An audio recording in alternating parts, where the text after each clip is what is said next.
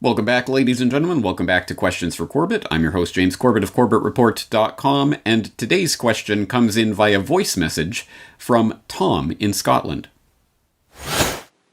Hi James, it's Tom from Scotland here. I'm a long-time listener, recent subscriber, and my question has to do with the seeming anomaly between the fatality rate, the COVID-19, comparing Europe and Asia. So where you are in Japan, it's currently 1,100 reported cases for 42 deaths. I make that with very rudimentary mathematics, less than 0.5% fatality rate. South Korea, 9,000 reported cases, 120 deaths. Again, that's maybe just over 1% there. And then you jump to the main ones in Europe. And obviously, the most obvious place to start is Italy with 64,000 cases and then 6,000 deaths. Big jump there. I think the official figure is around 8% fatality rate at the moment. Spain, 35,000 cases, 2,300 deaths. So something in the region of, 5-6% there.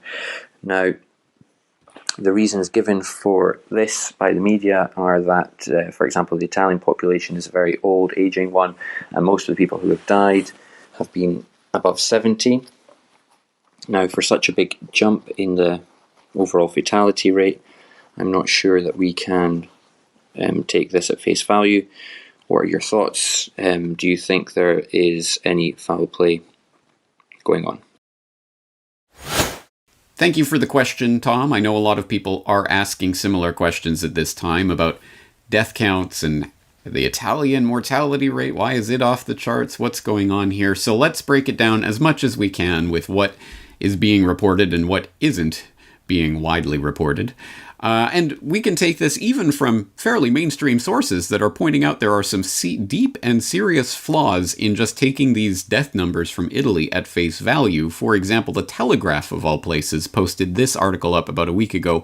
Why have so many coronavirus patients died in Italy? And they were noting even at that time the discrepancy between the at least reported mortality rates between, say, Italy and China and Germany was quite large.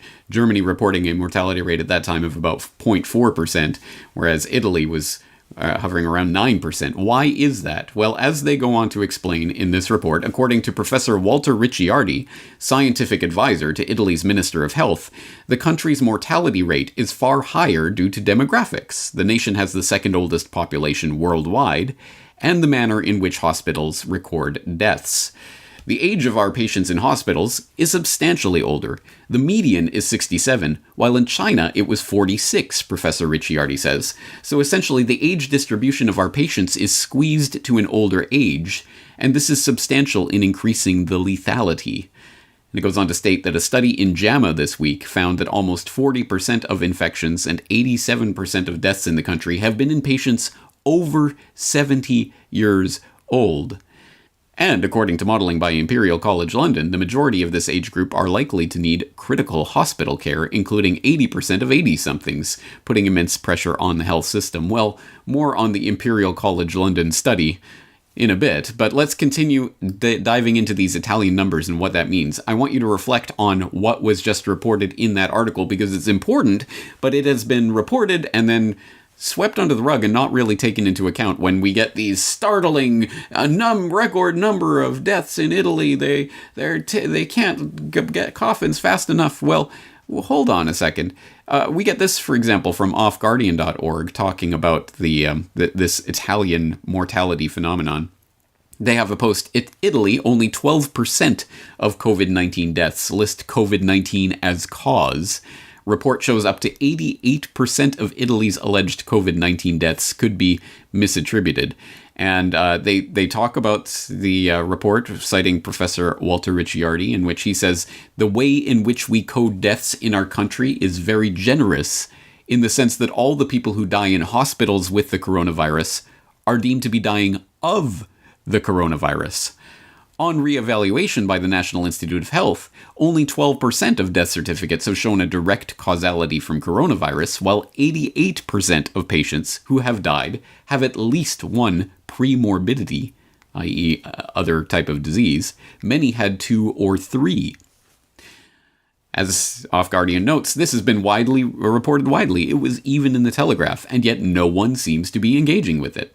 The president of the Italian Civil Protection Service actually went out of his way to remind people on the nature of Italy's fatality figures in a morning briefing on March 20th. I want you to remember these people died with the coronavirus and not from the coronavirus.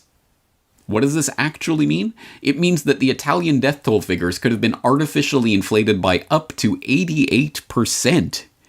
If true, this would mean the total number of Italians who have actually died of COVID-19 could be as low as 700, which would bring Italy, currently a statistical outlier in terms of COVID-19 fatalities, well in line with the rest of the world.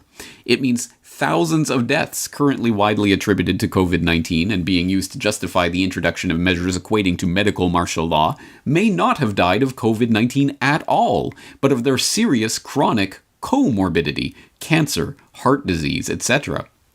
This statistic is not a secret or in any way controversial. It was in the Telegraph after all. But people seem to be ignoring it or reading around it or perhaps simply not understanding it.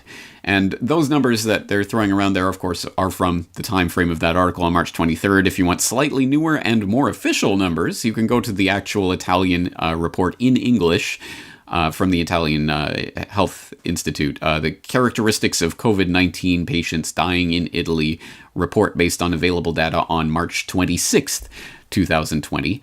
And this report goes on to detail the statistics that they've compiled of people dying of COVID-19 in Italy, including the fact that the average age of people dying of this disease in Italy, according to the official numbers of just a few days ago, is 78. The average age of the people dying is 78 years old. And keep in mind, just to put that number in perspective, the average life expectancy in Italy is 82. So that should put those numbers in perspective.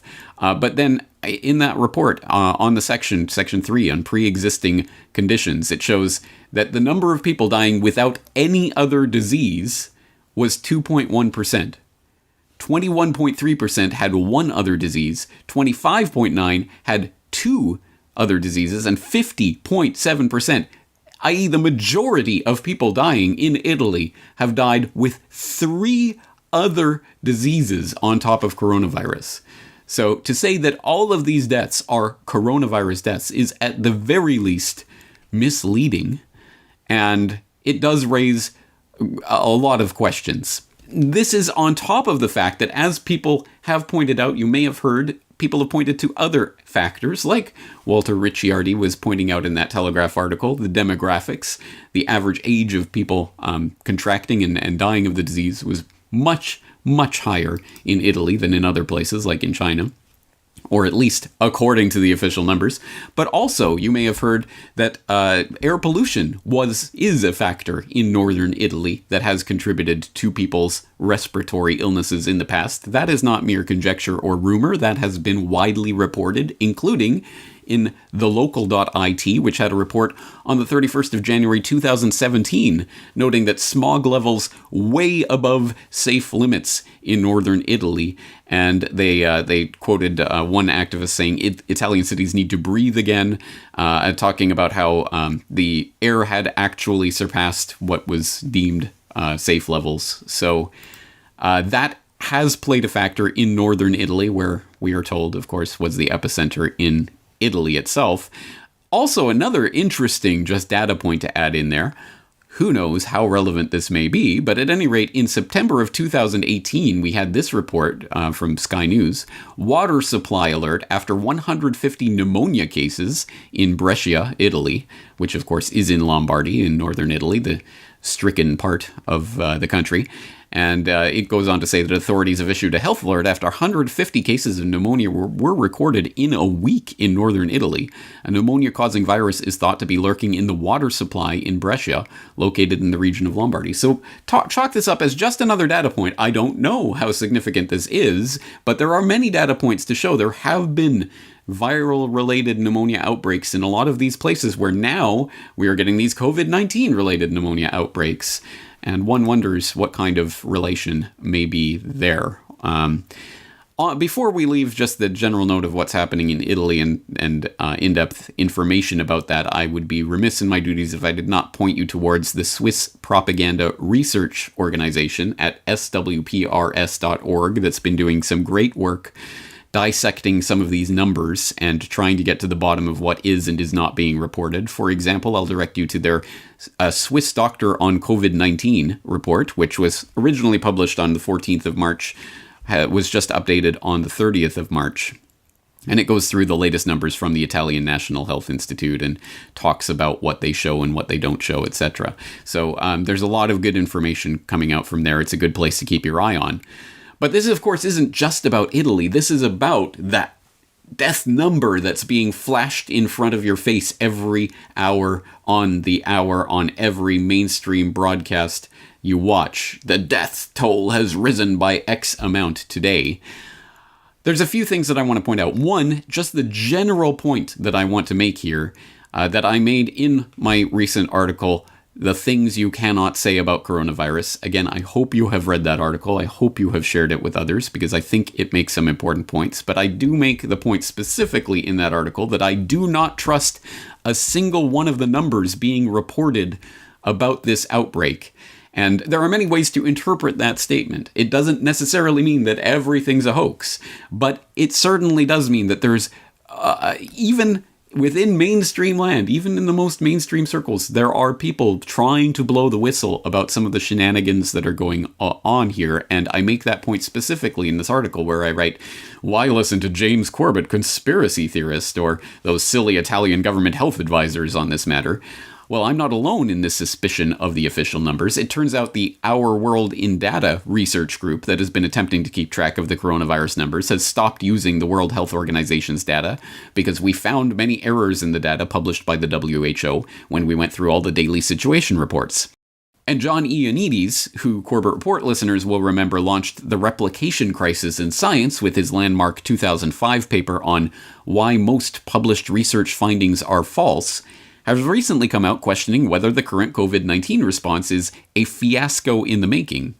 As he observes, the data collected so far on how many people are infected and how the epidemic is evolving are utterly unreliable.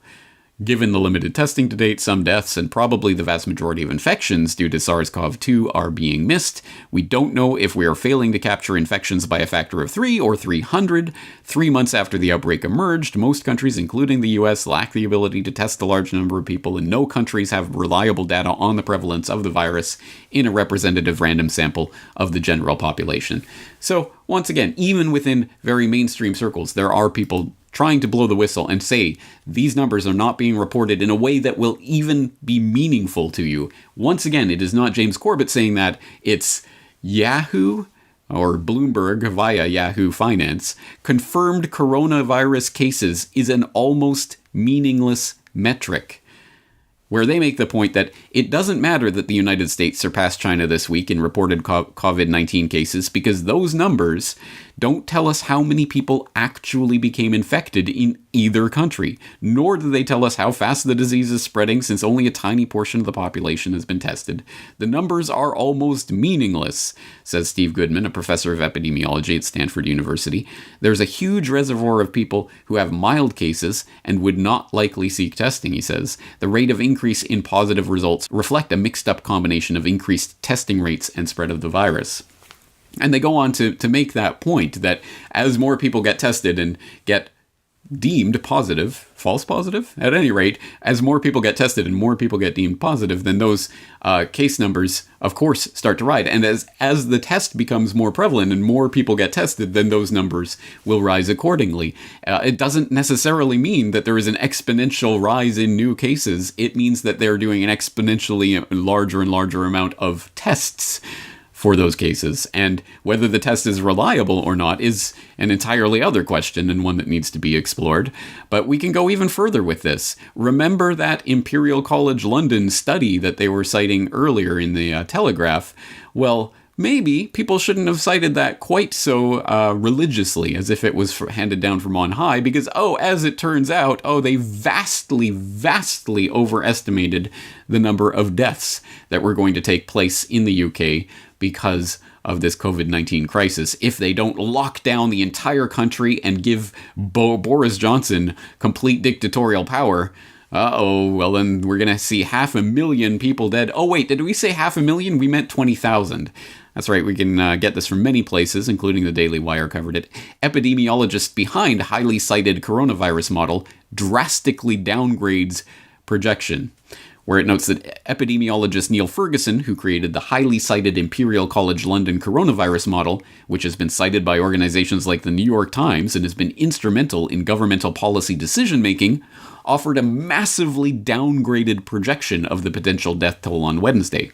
Ferguson's model projected 2.2 million dead people in the United States and 500,000 in the UK from COVID-19 if no action were taken to slow the virus and blunt its curve. The model predicted far fewer deaths if lockdown measures such as those taken by the British and American governments were undertaken. Oh, well, there you go. It's science. This is an experiment in how to trust science, right? Neil deGrasse Tyson? So, well, if they say we have to lock you down and take away all your rights in order to save you from this virus, then just listen to the scientists. Oh, wait.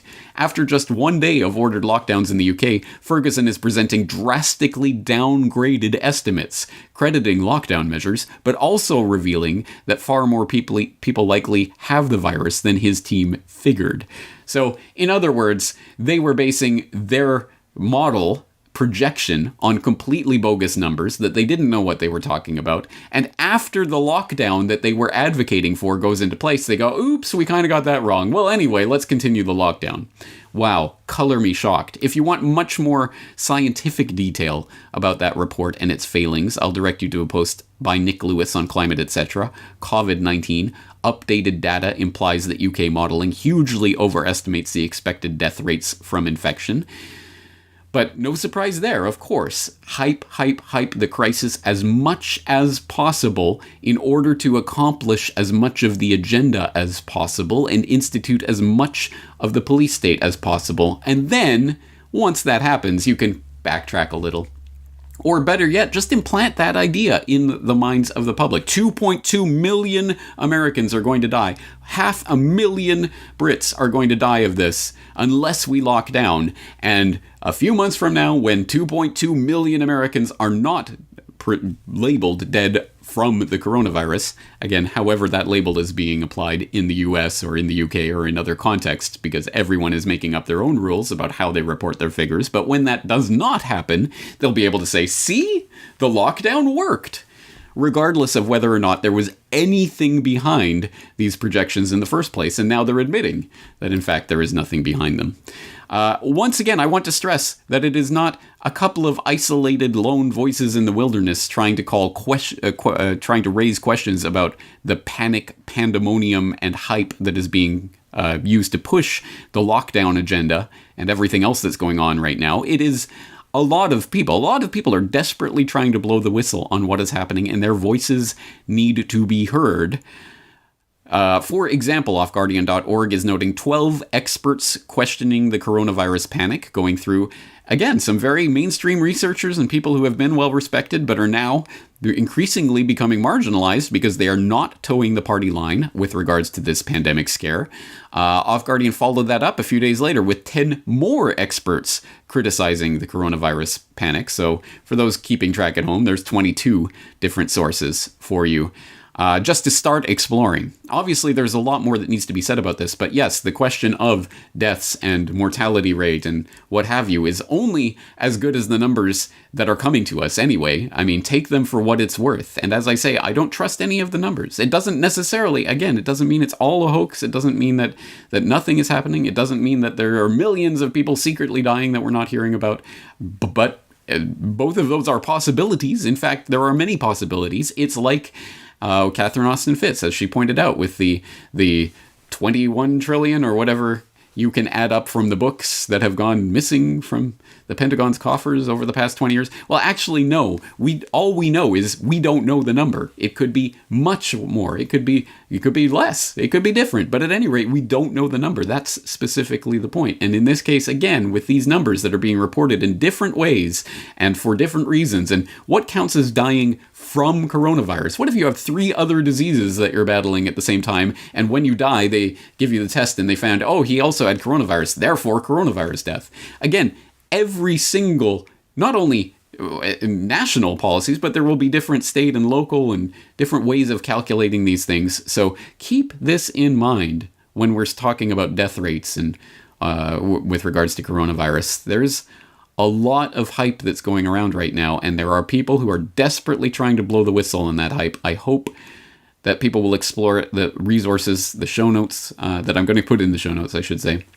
Lots and lots of links to further information to explore these important topics, because I guess we're all epidemiologists now, in the same way we all became scholars of Middle Eastern politics after 9/11. Well, now we're all invested in this new paradigm, so better get up to speed, at least with what is being said, what is being claimed, why it is being claimed, and what others are saying about that.